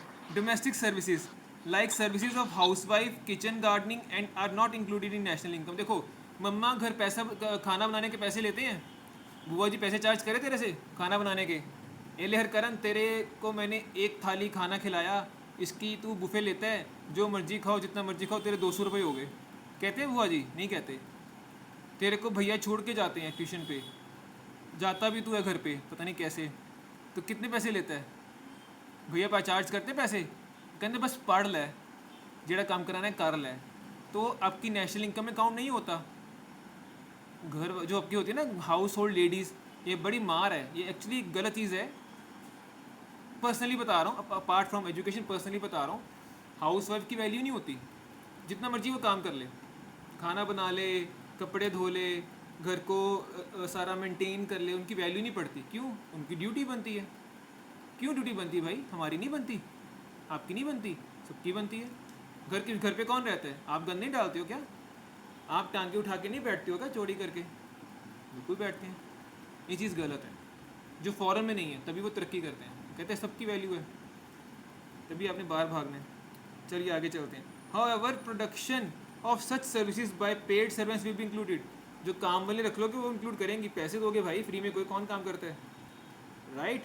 फ्री में कोई काम नहीं करता, तो काम वालों के पैसे वो इंक्लूड करेंगे। मैं न्यूमेरिकल तक करवाऊंगा अभी आज, उसके बाद आपको प्रैक्टिस करनी है। ये न्यूमेरिकल पार्ट आ गया, देखो आगे 407 पेज पे। तो फटाफट यहाँ पहुँचते हैं। क्लास ऑलरेडी 55 मिनट्स की हो चुकी है, तो मुझे है ताकि अगर अब मैं ऑनलाइन भी डालूँ तो एटलीस्ट 1 घंटे में आप देख सको, ठीक है? लास्ट एक पॉइंट बचता है यहाँ पे, change in stock will be included. Change in stock क्या था?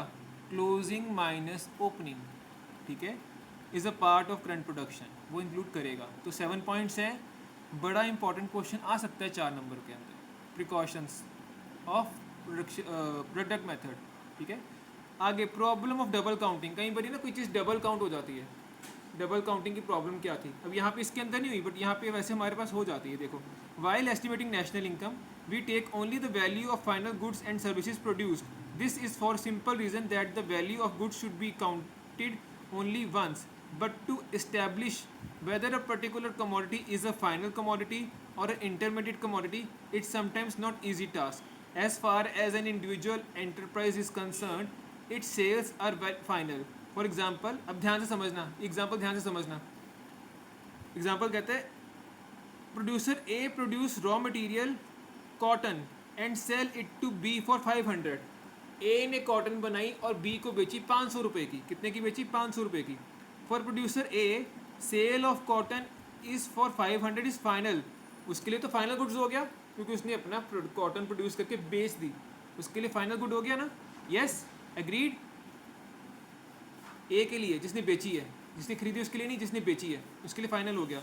But for B who converts raw cotton into cotton yarn या cotton raw cotton into an intermediate commodity, similarly supports B sells cotton yarn to produce C who converts cotton into cotton cloth for 900, becomes an intermediate commodity in the hands of C।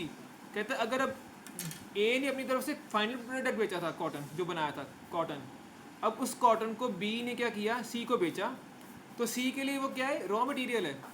क्यों? क्योंकि उसने उस cotton का cloth बनाना है। ये मैंने shirt पहनी है, ये सीधी नहीं बनी, पहले कॉटन बन के आई होगी, रॉ कॉटन, उसके बाद उसका धागा बना होगा, थ्रेड। उस थ्रेड को फिर उन्होंने मशीन के अंदर प्रोसेस किया होगा, जिसके ऊपर कपड़ा बना होगा, उस कपड़े में वेस्टेज भी होगी, फिर डाई की होगी, राइट? फिर उसको हमने दिया होगा अपने सर्विसेज के अंदर स्टिचिंग करने के लिए। तो कहीं ना कहीं वो फिनिश गुड के रूप में बिक रहा है, कहीं ना कहीं वो इंटरमीडिएट गुड्स के रूप में आ रहा है। तो कहीं ना कहीं दिक्कत आ रही है, बीच में कन्फ्यूजन होती है कि फाइनल काउंट करें कि इंटर काउंट करें, फाइनल प्रोडक्ट काउंट करें कि इंटरमीडिएट प्रोडक्ट काउंट करें। दिक्कत आती है, बिल्कुल आती है। But producer B treat the commodity cotton as final, क्योंकि बी ने सी को बेची तो बी ने तो फाइनल गुड्स ही बेचा होगा ना अपनी तरफ से, वो सी के लिए क्या हो गई? Intermediate goods. तो कहता है कई बार इसकी दिक्कत आती है, because he is not concern at all with after sale. अब देखो, अगर आप दूध ही लेने जाते हो, हरकरण जाता है, अभी क्लास के बाद हरकरण के बुआ जी कहते हैं जा हरकरण फटाफट दूध लेकर आ। अब हरकरण दूध लेकर आता है, जो सेलर है, मिल्क सेलर डेयरी वाला, उसके लिए दूध क्या है? Final product. क्या है? Final product. तो वो हरकरण खरीद के ले आया, मान लो हरकरण 5 लीटर दूध ले आया। सर 5 लीटर इतना क्या करेगा? बेटा रुको बताता हूँ क्या करेगा। अब हरकरण 5 लीटर दूध ले आया, बुआ जी ने क्या किया? 1 लीटर दूध को हरकरण को बोला कि तूने ये 1 दिन में पीना है, 2 ग्लास 3 ग्लास पीना है, वो रॉ मटेरियल के रूप में ही पीना है, ठीक है? 2 किलो दूध का क्या किया? बुआ जी ने बोला इसको मैं 2 किलो के दूध को प्रोसेस करने के बाद, इसमें से मलाई निकालने के बाद, इसको प्रोसेस करने के बाद इसमें से मैं मक्खन निकाल देती हूँ, ठीक है? तो मक्खन क्या हो गया? Final product. और दूध क्या रह गया? इंटरमीडिएट गुड हो गया। इंटरमीडिएट दुकानदार के लिए था फाइनल, आपके लिए इंटरमीडिएट हो गया, ठीक है? अभी भी 2 लीटर बचा, उस 2 लीटर को बुआ जी कहते हैं इसको हम क्या करते हैं? इसको हम कंडेंस मिल्क बनाते हैं, इसको उबालते रहते हैं हर कारण को, उसके बाद उसको आइसक्रीम बना के देते हैं। तो आइसक्रीम बनती है, आइसक्रीम क्या है? Final good. तो दूध फाइनल हुआ? नहीं, दूध रॉ मटेरियल हो गया। तो यहाँ पे कन्फ्यूजन हो जाती है। जब लेकर आया था 5 किलो तब तो वो फाइनल के रूप में ले आया था दुकानदार से, दुकानदार ने फाइनल बेचा 5 किलो, बट हर कारण के लिए डिपेंड करता है कि वो फाइनल है या इंटरमीडिएट है। समझ आई? बोलो यस, नहीं आई बोलो रिपीट। सर रिपीट करियो। मुस्कान रिपीट बोलना बहुत इजी, पहले का सोए रहते हो। अगर तू 5 किलो दूध लेकर आता है, 1 लीटर तू रॉ मटेरियल की तरह ही कंज्यूम कर जाता है, उसको गर्म करके पी लेते हैं। तो तूने क्या किया, दुकानदार का जो दूध था उसको उसी फॉर्म में गर्म करके उसके अंदर चीनी ऐड की पी लिया। तो फाइनल गुड उनका दुकानदार का, मैं मान ले मेरे से परचेज करके गया, मैंने फाइनल प्रोडक्ट बेचा, तेरे लिए वो फाइनल था, तूने पी लिया। 2 लीटर को तूने उसको प्रोसेस किया, क्या प्रोसेस किया, उसका मक्खन निकाला प्रोसेस करने के बाद। तो जो फाइनल प्रोडक्ट है वो दूध है कि मक्खन है, बता। मक्खन सर। मक्खन है। तो सर, दूध मक्खन। क्या हो गया, रॉ मटेरियल हो गया, रॉ मटेरियल हो गया। तो दूध उस केस में क्या काउंट होगा, इंटरमीडिएट गुड। और तीसरे केस में जब हमने किया था उसको में से आइसक्रीम खाई थी, तो आइसक्रीम दूध की बनती है प्रोसेस करने के बाद, तो वो भी इंटरमीडिएट गुड। हरकरन लेकर के आया था 5 किलो, अब 5 किलो 5 लीटर में से 1 लीटर तो एज इट इज़ यूज़ कर लिया। तो इसमें कन्फ्यूजन नहीं हो गई कि इसको दूध को जो 5 लीटर है वो इंटरमीडिएट है या फाइनल गुड है। किसी रूप में वो फाइनल था, जब उसने एज इट इज़ पी लिया तो वो फाइनल गुड ही था। अगर उसको प्रोसेस करके आइसक्रीम बनाई या प्रोसेस करके मक्खन बनाया तो वो इंटरमीडिएट गुड है। तो यहाँ पे कन्फ्यूजन नहीं हो जाती कितना किस में काउंट करें। तो that is the problem of double counting, कि इसको फाइनल काउंट करें या उसको इंटर काउंट करें। अब समझ आया। बट वी नो, हाँ जी सर, हाँ जी। अब आगे देखो, but we know that the value of cotton yarn includes value of raw cotton. Similarly, value of cotton cloth includes value of cotton yarn. If we take the money value of all these three goods, raw cotton, cotton yarn, cotton cloth, while estimating national income, it means the value of raw cotton has been counted thrice and the value of cotton yarn added twice. The counting of the value of commodity more than once is termed as double counting. मान लो यहाँ पे example से create कर देता हूँ, छोटी सी example. यहाँ पे छोटी सी एग्जांपल क्रिएट करता हूँ, फिर इसको मैं इरेज कर दूंगा, ठीक है। थोड़ा सा बड़ा कर देते ताकि मेरे पास स्पेस मिल जाए। चलिए, मान लो हमने 10,000 ब्रिक्स लगाई घर बनाने के लिए। कितने की लगी वो, 1 लाख की लगी, 1 लाख की ब्रिक्स लगी, 10,000 ब्रिक्स।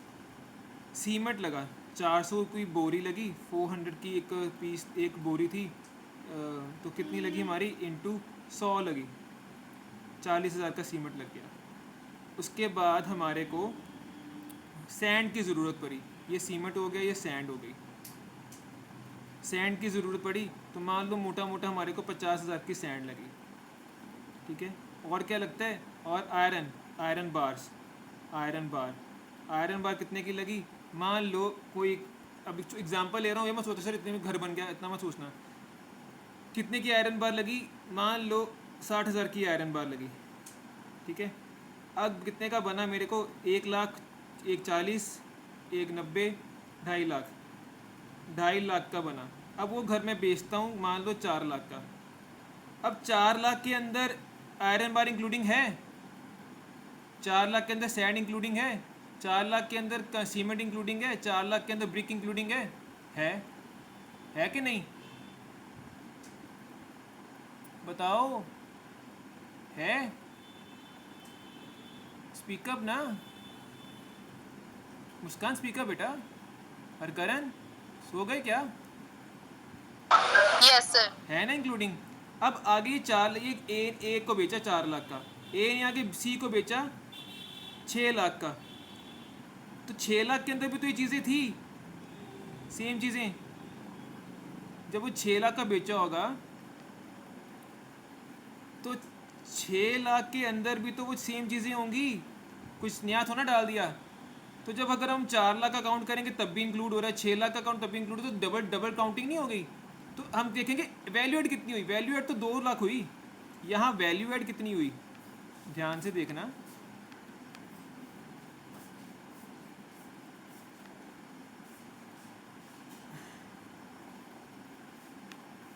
यहाँ पे वैल्यू एड देखनी है, वैल्यू एड कितनी हुई, 4 लाख तो ऑलरेडी था, तो कितनी वैल्यू एड, 2 लाख, तो 2 लाख ऐड हुई ना वैल्यू एड। अगर 6 लाख लेते हो तो 6 लाख में तो ऑलरेडी इंक्लूड हो गया बहुत 2 बारी। हरकरन समझ आया। हाँ जी सर। 4 लाख में तो था, 6 लाख में भी हो गया, तो वो डबल बारी आ गया। तो वैल्यू एड कितनी हुई, वैल्यू एड 2 लाख हुई। ठीक है, इरेज कर रहा हूँ इसको।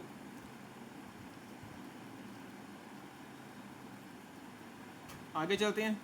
How to avoid double counting. अब डबल काउंटिंग को अवॉइड कैसे करना है? आप भी कहोगे सर बिल्कुल ठीक बोल रहे हैं, ऐसे ही करना था, हम बोलने वाले थे, हमने बोला नहीं। There are two ways to avoid double counting. कौन से दो तरीके हैं? फाइनल आउटपुट मेथड और value added method. Final output method, according to this method, for avoiding double counting, only the value of final goods is included in national income। जैसे कि final good की value वही include करेंगे, intermediate की good की value include नहीं करेंगे। वो कैसे? In the table 19.1 example, value added minus an in illustration, the bread sold for consumer is the final good. Only the value of final output, that is 6,000, will be included in national income. The value of wheat जो कि थी 2,000, value of floor जो कि थी 3,000, उसके बाद bread कितने की थी 4500, कितनी बन गई 9500, तो 9500 बन गई। Are the value of intermediate goods, 2,000 का पहले बेचा, फिर 3,000 का बेचा, फिर 4,000 का बेचा, 4500 का बेचा, वो तो 9500 बन गई। बट एक्चुअली गुड्स कितने के बिके? 6,000 के। The value of final output can be calculated by deducting the value of intermediate goods from the value of output. जैसे कि वैल्यू ऑफ फाइनल आउटपुट कितनी आई is equal to value of output minus value of intermediate goods. Output कितने की हुई? 15,500 की। Intermediate goods कितने के हुए? 9500 के। तो वैल्यू एडिट कितनी हुई? Value of final output 6,000। मैंने कोई चीज़ 2.5 लाख की बनाई थी, आगे मुस्कान को बेची 4 लाख की। 2.5 और 4 कितने हो गए? 6.5 लाख। एक्चुअली कितने की बिकी? 1.5 लाख की। एक्चुअली तुमने 1.5 लाख की कमाया ना, समझ रहे हो? Yes sir. हाँ, हाँ जी sir. Value added under this method. अब जब इसके न्यूमेरिकल करोगे ना तो ज़्यादा क्लैरिटी होगी। ये बेस बन रहा है, अभी जस्ट बेस बन रहा है। अभी न्यूमेरिकल पार्ट करना, अभी होमवर्क देने लगा हूँ मैं, अभी न्यूमेरिकल पार्ट करना, फोटोज भेज दूँगा, अभी इसमें मैं अपलोड कर दूँगा। Value added method, under this method value added और contribution of each production is considered the sum total of value added by all the producing units within the domestic territory of country is equal to final product। in example, अब example लेते हैं। value of added by farmer 2,000, assuming the farmer incurs no intermediate cost। farmer ने कितनी value add की? 2,000। आगे Miller ने कितनी की? कितने उसको कॉस्ट कितने की थी? 2,000 की। उसको सेलिंग प्राइस कितने की थी? 3,000 की। तो उसने कितनी वैल्यू ऐड की? 1,000 की। उसके बाद बेकर को कितने का पड़ा? 3,000 का, ठीक है। उसके आगे सेलिंग प्राइस कितनी थी? 4,500। उसकी कितनी वैल्यू एड हुई? 1,500। और वैल्यू एड बाय रिटेलर की कॉस्ट कितनी थी? 4,500 की। 4,500 की उसकी कॉस्ट प्राइस थी और सेलिंग प्राइस कितनी थी? 6,000 की। उसने कितनी वैल्यू एड की? 1,500। और टोटल वैल्यू एड कितनी हो गई? देखो 2,000 फाइनल थी, 2,000 फाइनल थी, 2,000 प्लस 1,000 प्लस 1,500 प्लस 1,500, तो 2,000 plus 1,000 plus 1,500 plus 1,500 6,000, which is equal to the value of final product of the final goods। एक सेकेंड मम्मा,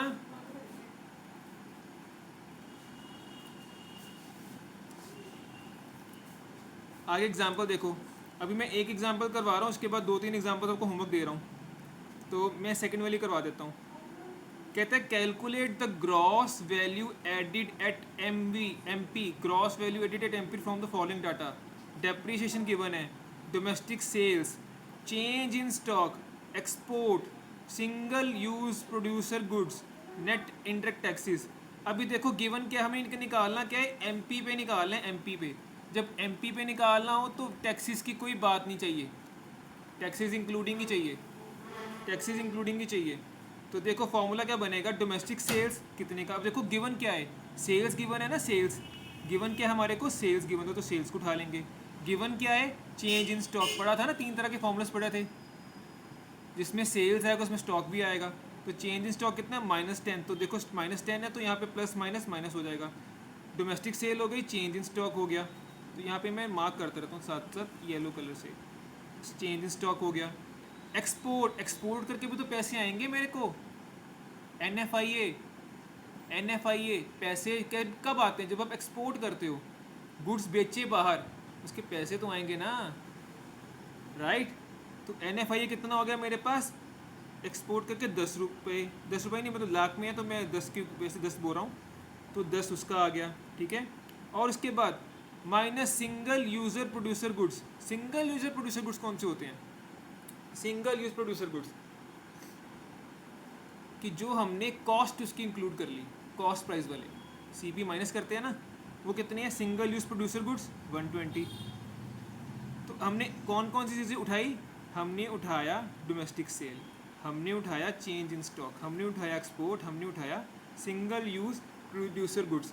प्रोड्यूसर गुड्स कौन से? Stock of raw material, intermediate goods. Intermediate goods को तो minus करते हैं ना, तो उसका दूसरा नाम हो गया single use producer goods. Producer goods कौन से होते हैं? जो इंटरमीडिएट गुड्स को यूज़ करके प्रोड्यूसर गुड्स बनाते हो। इंटरमीडिएट, क्लैरिटी से लिख देता हूँ थोड़ा बड़ा करके, थोड़ा इजी हो जाएगा, कल को कहोगे सर बताया नहीं।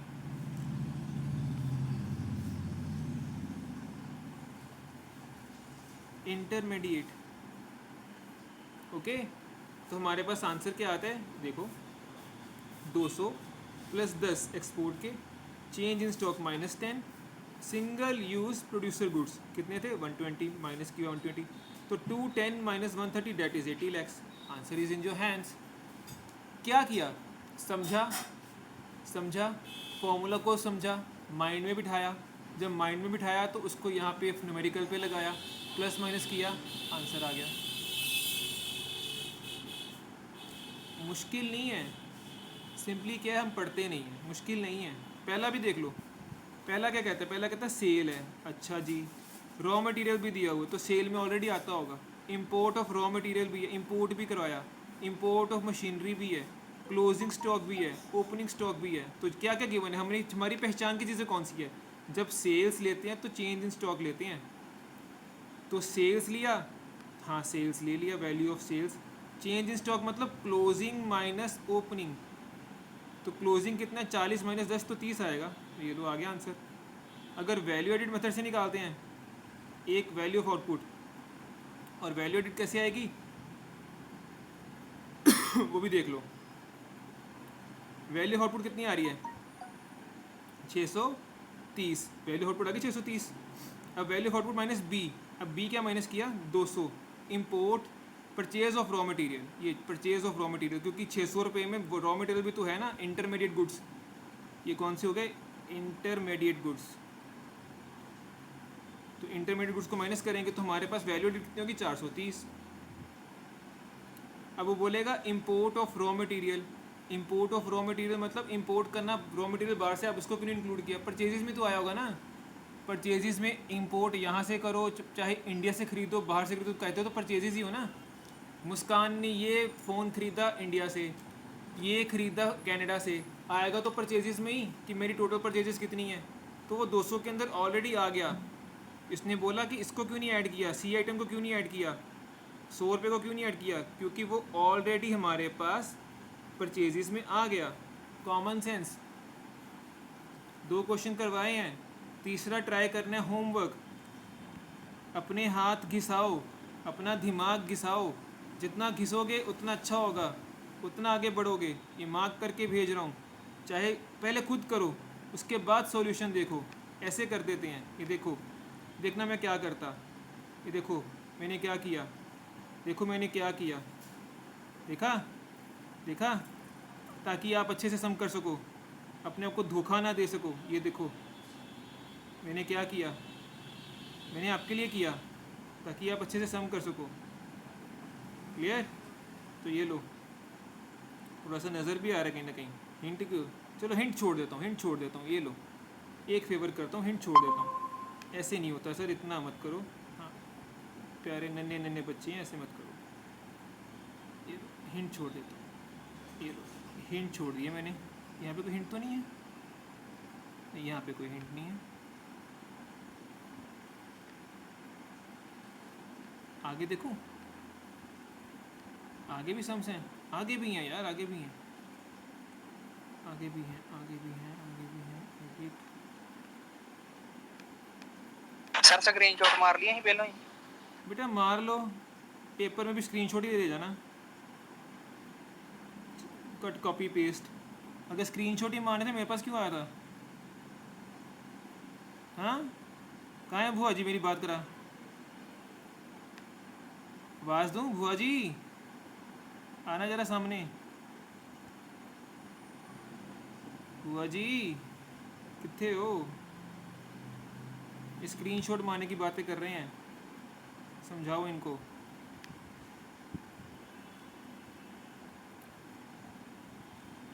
तो कनाडा जाना है ना बाचों, डंकी बन के चल जी, है वो क्या हम कह रहे हैं, लीगल है इसका, हम नहीं करने।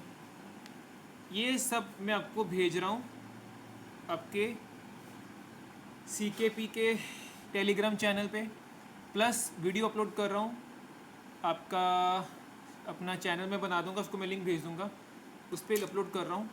जिसको मर्जी कह देना देखने के लिए, अच्छी लगे लाइक कर देना, सब्सक्राइब कर देना, ठीक है।